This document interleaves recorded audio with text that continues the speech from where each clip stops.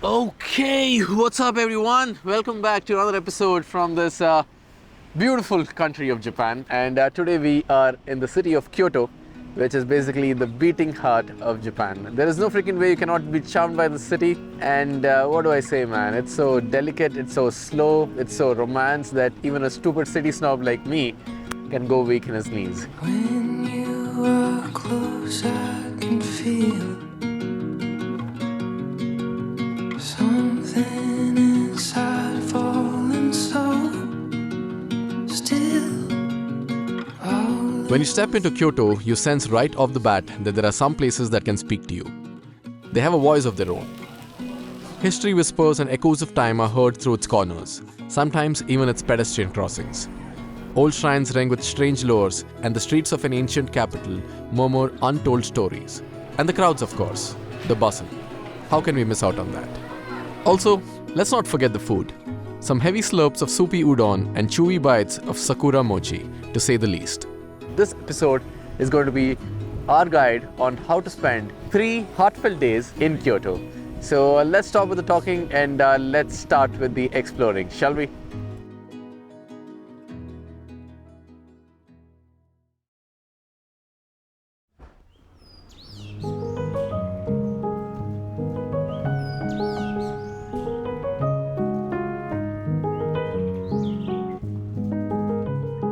Alright people, we are starting our time here in Kyoto with obviously a shrine, but Kyoto is so much more than its shrines. In fact, the heart and soul of Kyoto is in its many romantic streets like this one. This street is called as the Shijo Dori, and it's one of the 3 super charming streets that we're going to be taking before we hit our shrine. And I really don't want to say much right now, man. Let's just walk these streets and take in as much as we can.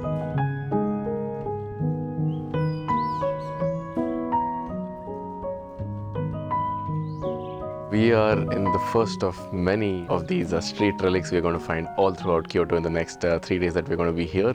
This one right behind me is the Yasaka Pagoda, and it's got a bit of a dark history because there's been a lot of bloody wars fought because of this. The wars were so bloody that it was actually burned down a little more than 900 years back, and then again it was rebuilt.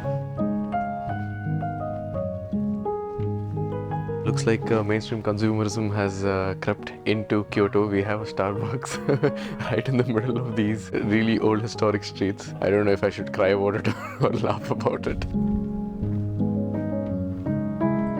The good thing about Kyoto, unlike a lot of other cities of Japan, is that it was not air-raided during the Second World War, and because of that, a lot of these old streets are still intact and still glowing in their ancient glory. This right here is classic Kyoto.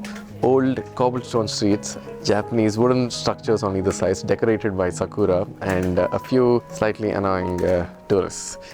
Now, one pro tip for people who are in Kyoto is always get out early, because that's the only way you can avoid the crowds. Unlike us who highly overvalue our morning sleep.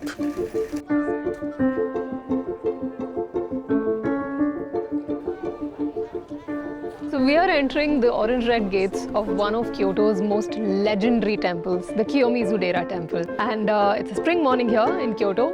What we can safely say is the crowds are really starting to pile on. And maybe that's because so much has been read and so much has been said about this temple, you know. Even we've read and heard so much about it that we are aching to go meet it physically and see for ourselves what the hype is all about. So let's go check it out. I was just reading about this temple on the internet, and like most of the historic temples, it has a very interesting story. So looks like there used to be a samurai many centuries ago who was trying to hunt a deer in these forest grounds, and while he was doing that, there was a Buddhist monk meditating in these forests, and that monk stopped him and he preached him about why taking animal life is very sinful. At that moment, this samurai had a moment of realization. He gave up all his weapons and he took up the spiritual path. And they say that this temple, the Kiyomizudera, was actually built by this samurai. Well, that's what the internet says, and most of the times internet is pretty accurate, so we'll go ahead with the story for now. The Kiyomizudera in spring is something else altogether. It is as if Kyoto city speaks its own language, with words floating on the wings of drifting sakura petals. As for us, after a ritual cleanse at the Dragon Waterfall, it was time to enter the main temple complex. As the sweet smells of the incense rose through the air and the din of prayers echoed through its holy halls, amidst the shake of the omikuji and the sounding of the gong, we made our way through the eternally shifting crowds for a chance to pay our respects.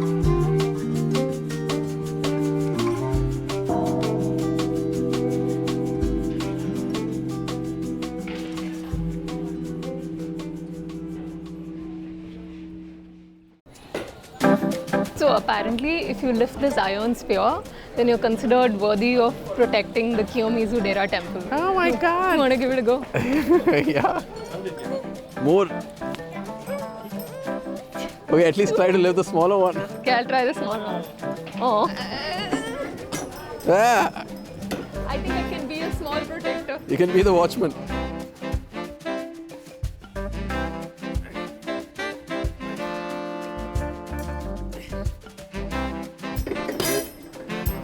This one's easy. Yeah. Changing careers to becoming watchman here. Protector is a little off our limits. We are standing on this wooden stage right opposite the main hall of the temple, and this stage is about 40 feet above ground. And the interesting thing is it's entirely made of wood and there's not a single nail that's been used. It's basically built with interlocking pieces of wood. Apparently back then they believed that if you jumped off this 40-foot stage and you survived that fall, then it would bring in a lot of good luck. And if you didn't, well, it didn't matter.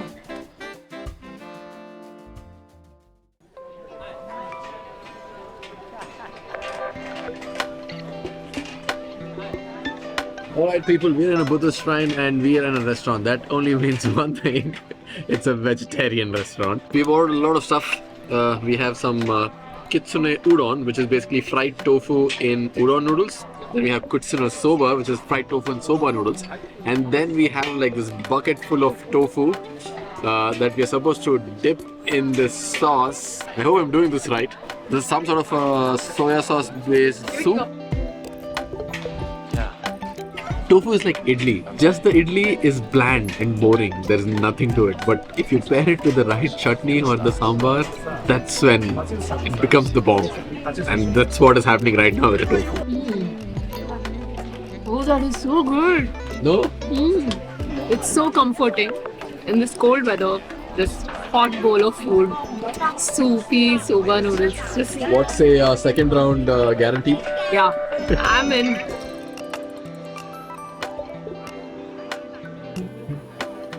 This is a spell that'll grant you any wish.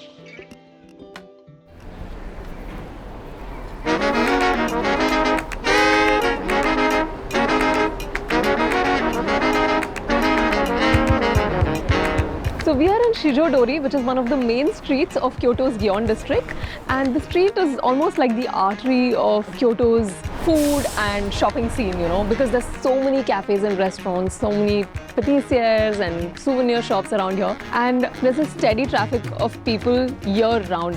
Everywhere else the crowds are not something you'd particularly enjoy, but around here it just really adds to the vibe and the general happy energy. And historically this street has been as busy as we see it today, because maybe you had like all the pilgrims visiting the Yasaka shrine, which is on one end of Shijo Dori, and it continues to this day.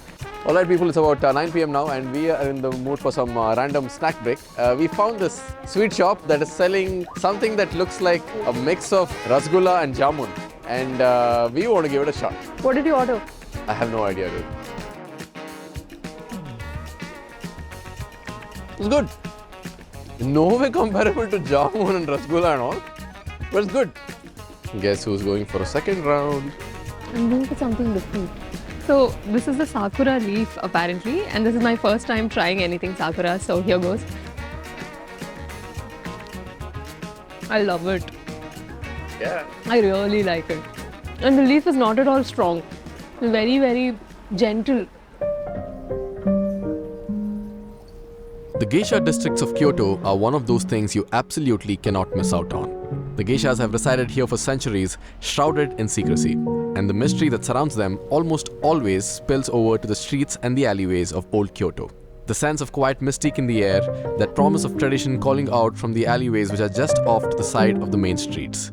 And when you spot a geisha, you gasp, and you let them pass. We are right now in Hanamikoji, which is at the heart of the Gion Geisha district. Now, for a long time, the geishas have been a symbol for Japan, and they are mostly upper class entertainers. We've been told that getting a private performance by a geisha would cost you a bomb, and it's usually only for the high net worth individual or for existing patrons. So for mere mortals like us, the best chance of even spotting a geisha would be when they're in transit, maybe when they're moving from their residence to the tea houses, or when they're getting off a taxi, or when they're saying goodbye to their patrons.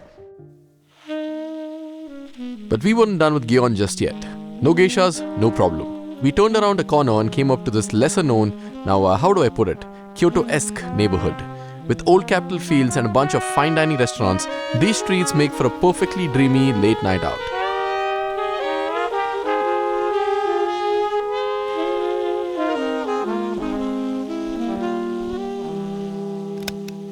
So we're taking a walk next to the Shirakawa River on this lane called the Shirakawa Lane. And this is a geisha district too. There are a lot of pachayas or tea houses where the geisha entertain. And man, this street is so dreamy. Like right now, the cherry blossoms are in full bloom and you have these drooping willows. And this entire atmosphere, it's just very, very magical. Okay, we ran into another random shrine here in Kyoto, which is slowly becoming a trend in the last few days. So we did some Googling and we figured that the shrine is called as the Tatsumi Jinja, and it's actually a shrine for the performing arts. It kind of explains why it's here, because we are in a geisha district, and even we thought that since we're getting into YouTube, we might as well go and get some blessings from the god of performing arts. We are noticing that this is happening a lot in Kyoto, not just in Kyoto, in all of Japan, where you have neighborhoods and the neighborhoods are for specific thing, be it entertainment, be it food, and you always have these small shrines which are dedicated to that particular business.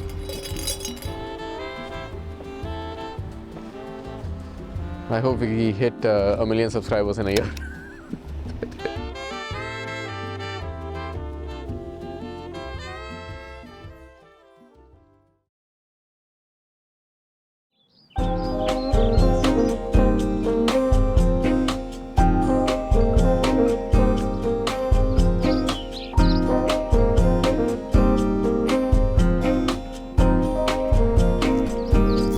Alright people, a very wet and damp morning here in Kyoto, and we don't complain at all because we feel like the overcast weather suits Kyoto much more than the sunny weather.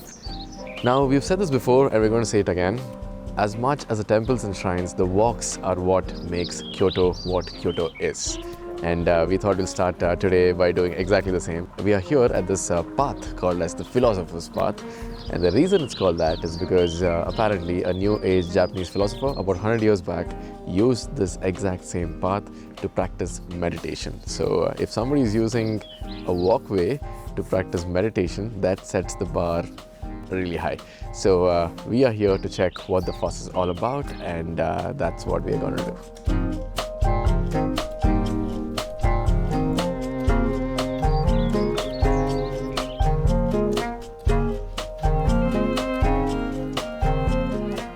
So there's this really kind man who came on a cycle with this massive bag full of food for the cats, mostly meat. And he just came, he rang his cycle bell, all the cats ran up to him, got fed properly, very feisty, demanding, and then he even got like a scratch pad for them. So wholesome seeing this. It just made our day. So I read somewhere that some of these stone inscriptions are Kitaro's poetry. Kitaro was the guy who used to practice meditation on this path.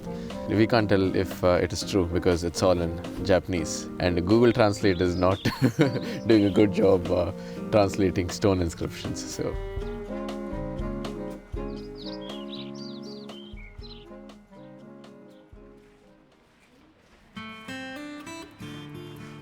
At the end of the Philosopher's Path is the Nanzenji, which is considered the head temple of the 5 great temples of Kyoto. It used to be the emperor's palace before, but today it's a school of Renzai Zen Buddhism. So Even though the Nanzenji temple is called as a temple, it's a really large temple complex actually. There are many other smaller temples, sub-temples, you have Zen gardens and shrines, and you can spend many hours exploring this temple complex. So we have a long day ahead of us, what we usually tend to call a leg day because there's so much walking involved and a lot of exploring. So let's get started.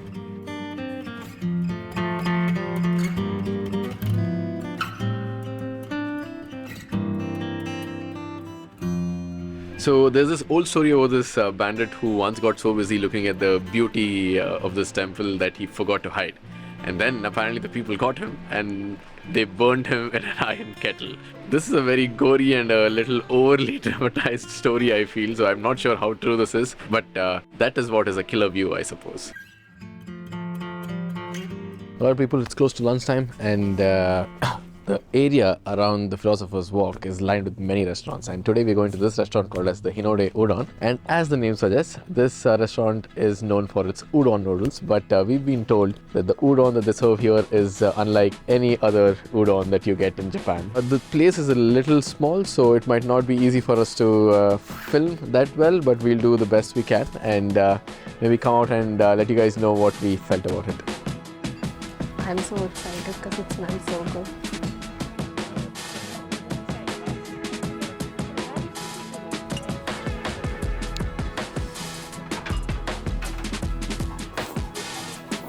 Oh, that was like epic, man. What was that? We waited for 2 hours in the queue, and the whole time we could smell the noodles and we were like getting really hungry. At least I was. We go in, we order these 2 massive bowls of curry udon and extra sides of rice and tofu, and we polished it clean. Oh my god, I feel so full. I could just like go and crash right now. The nap would have to wait. Nothing like walking the grounds of a Zen temple on a cloudy afternoon, right? Well, looks like we weren't the only ones that had struck on that gold mine of an idea. But I guess the crowds make Kyoto as much as its temples, so we decided to brave it out.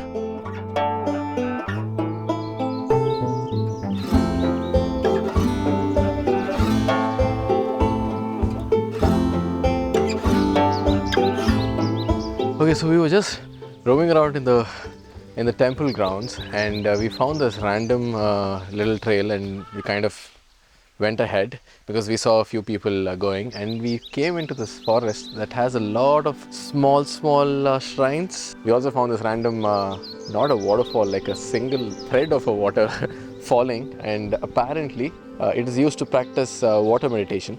I can imagine somebody attaining nirvana in a place like this because it's that pure. And now we kind of hit a dead end.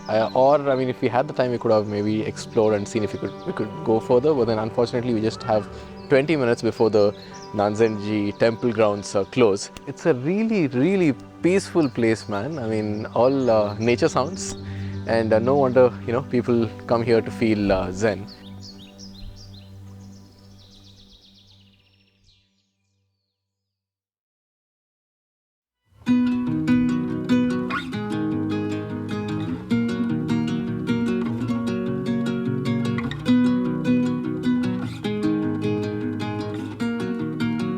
The hike up the infinite torii gates of the Fushimi Inari takes you to a meditative place and leaves you struck in a hypnotic sense of calm. It's like an entryway to a portal, a different dimension where time seems to stand still and you are in a trance. Everything seems to have a spirit around here. The forest and its every leaf can be considered divine. So apparently on Mount Inari there are 10,000 gates across the whole mountain. The interesting thing is all these gates are donations made by devotees. So you have these teeny little gates like the ones you see behind me, and you also have the big gates which make up the walkway. This might probably be one of the first few cases of crowdfunding in human history, according to us. Throughout the Fushimi Inari, we see a lot of these statues that look like dogs, and when we did a bit of research, we figured that these are not actually dogs, they're actually foxes, and foxes are apparently the messengers of Inari, and that's why you have these stone foxes sitting and guarding every small little shrine. We also heard that there's a small little frog shrine somewhere. Now we don't know what the story is when it comes to the frogs. They look so cute, no? It's almost like it's an animated character. Is this a shrine or is it like just a... I don't know. It looks like a shrine because there's a prayer area, but there's like 20 frogs on this place. So I think it's a frog shrine dedicated to frogs. The Fushimi Inari is not just about the torii gates, foxes and frogs. It's actually a full-fledged shrine with a proper temple and all. But looking at the crowds that day and the number of temples we had visited in the last few days, we thought the gods wouldn't mind if we gave this one a miss. So we hiked up the mountain instead and got a bird's eye view of Kyoto. And then we decided to do something about this appetite we had built after all that climbing.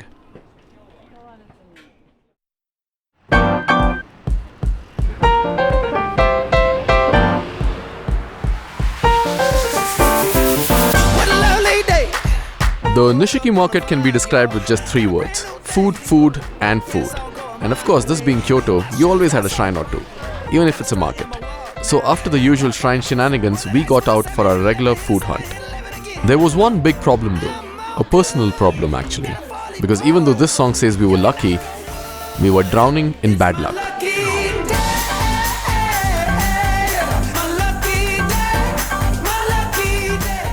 So our Google Translate is filled with hello, is this vegetarian? Hello, is this vegetarian? Because we've been using it so much throughout Japan, especially here in Nishiki Market, because most of the stuff here looks so good, but it's almost always non-vegetarian. But we kind of didn't give up and managed to find a few authentic Japanese vegetarian delights. Now it's another thing that I wasn't a big fan of some of these. So matcha is basically finely grounded special green tea leaves, which is very popular around this part of the world. I'm not a big fan of it because I had the matcha tea a few days back and I didn't really like it. So today I'm giving it a shot, but in the form of a gelato, and I'm hoping the gelato compensates for the bitterness of matcha. Frankly speaking, I don't feel very optimistic about it, so let's see how this one goes. Please don't go by the enthusiasm in the eating here. Let's just say that my love and mostly hate relationship with matcha continues. This market is heaven for like meat eaters, especially people who love seafood. But for us, like the options are really limited. Like it's usually like soft serves and sweets. That's what we can have.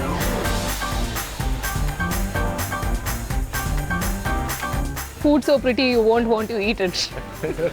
Except you will. So this is Daifuku Mochi, which is basically a strawberry inside this cut mochi ball. Mochi is like rice paste, which is beaten into this chewy sort of a sweet. It's very, very light when it comes to the sweetness level. So I really like it. It's not like overly sweet or sugary. And this kind of looks like Pac-Man eating a strawberry. Yeah, it does. Doesn't it? On the same, yes. Yeah, like.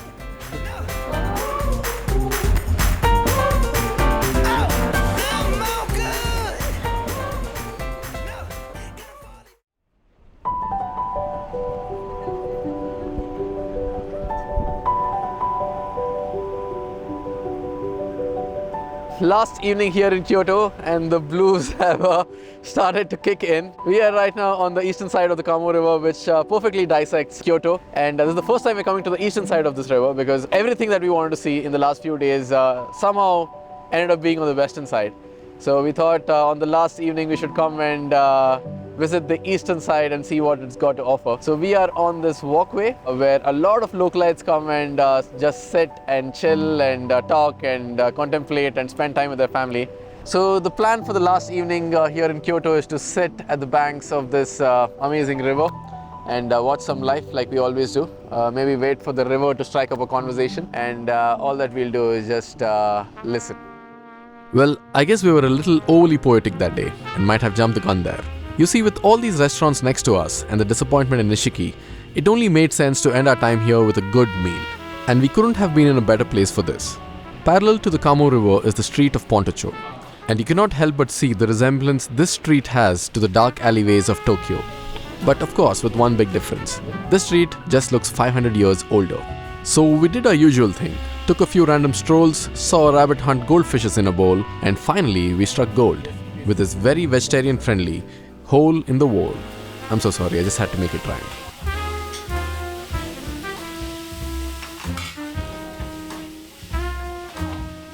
I got myself some fried udon noodles and soya sauce, and Pooja got vegetable okonomiyaki.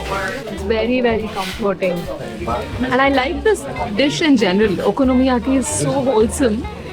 It's got everything. It's got your egg, it's got rice, it's got veggies, and it's got a hit of spice. And it's grilled on a plate. So on a cold evening, it's brilliant. That pungentness of green onions, and it has that tangy soy flavor. I'm very happy, very content. Perfect meal to end our time here in Kyoto. These were our perfect 3 days in Kyoto. We experienced this ancient city at its glorious best in the throngs of spring, and its many shrines and streets had completely won us over. As the night rolled on, soft murmurs rose from the restaurants lining the Kamo River. We just sat by and watched it all go by, hoping that this was not a goodbye and we would come back here one another day.